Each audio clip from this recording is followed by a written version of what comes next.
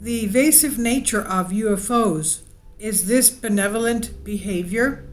This is an article concerning the evasive nature of the UFO phenomenon by Arjun Walia The Pulse, and it's on Collective Spark.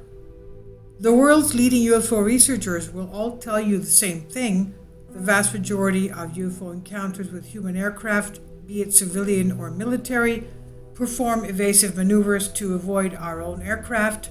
This has been what's reported for decades, and that's made clear by going through the literature that describes military and civilian encounters with UFOs.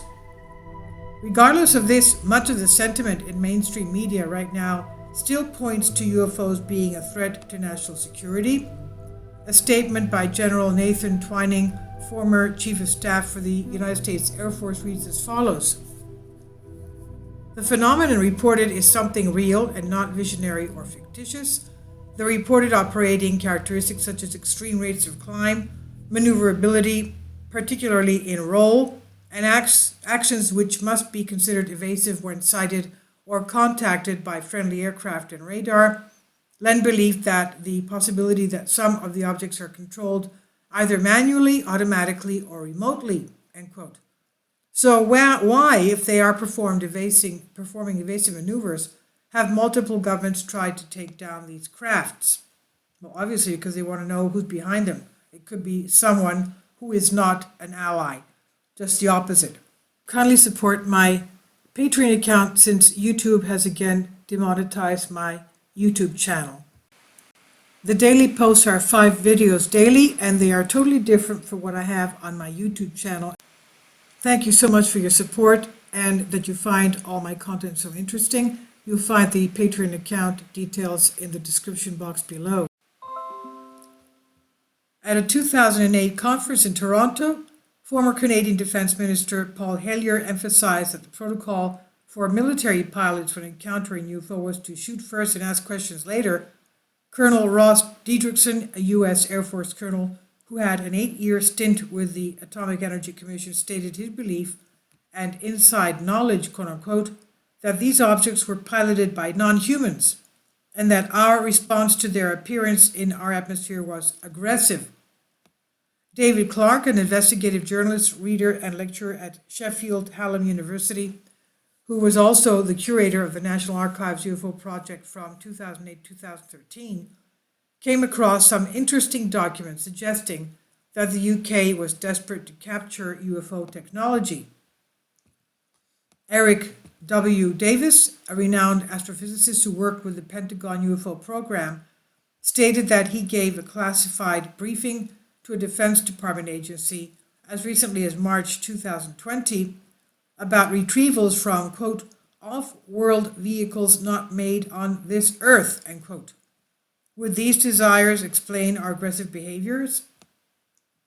There have been thousands of encounters exemplifying these evasive maneuvers. For example, in 1976, residents of Tehran, Iran, noticed a big bright object in the sky. The airport traffic controller also noticed military jets were scrambling and a game of cat and mouse ensued. And let's remember what happened to some Russia. Just now, off the top of my head, remember what happened when a UFO encountered some Russian soldiers. It turned them into stone. It fired a ray at them and turned them into stone. So obviously that's not at all benevolent. Now, going back to the article, both of the F-4 interceptor pilots reported seeing the object visually. It was also tracked on the airborne radar. Both planes had their critical instrumentation and electronic systems go offline at a distance of 25 miles from the object, including when they attempted to fire upon the object. Now, the evasive characteristics of these objects had renowned UFO researcher and scientist Dr. Jacques Vallée state the following on the Joe Rogan show. Quote, we have to stop reacting to intrusions by UFO as a threat.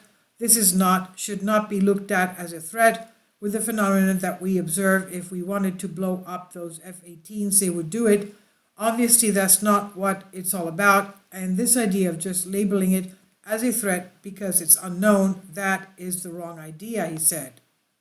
Now, can we make the assumption that this is benevolent behavior? It's hard to say. If you go beyond simple UFO cases and move into supposed contact stories, where individuals have claimed to have contact with and or communicate with supposed beings operating these unknown crafts, you find that stories of these beings being concerned about the direction humanity is going also seems to be a dominant theme. The aerial school encounter that took place in Zimbabwe in 1944 is one of the many great examples. Over 60 school children all witnessed beings emerge from the craft that landed near their school. They were heavily studied and all shared very similar stories as one another. Generally, the children were told by these beings that humanity is not taking care of the planet properly and that if we don't change, things will get very bad. That being said, there are also malevolent or seemingly malevolent contact type of stories out there. That's a different, much deeper discussion, as these generally break down into stories that might involve perceived threat versus real threat, as well as other key distinctions. At the end of the day, our aggressive response to the behavior of these objects, including shooting at them, does not seem like a necessary response.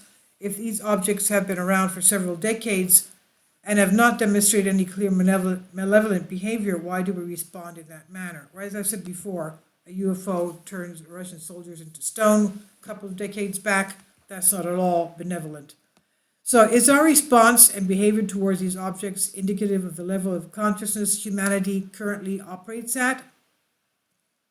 One where we fear that we don't understand and instead of being curious, we simply attack? If you were an intelligent being from somewhere else observing our planet, the way we treated each other, animals, and more, what would you think? The reason is not so important for us to examine this topic more closely than that secrecy has plagued the UFO story for decades. The more we continue to rely on big government for answers, the more we seem to be deceived and drifting from the truth, perhaps out of a materialistic mindset or for some other reason. This is from The Pulse, and here on Creative Commons on Collective Spark. Please leave your comments and thank you for your support.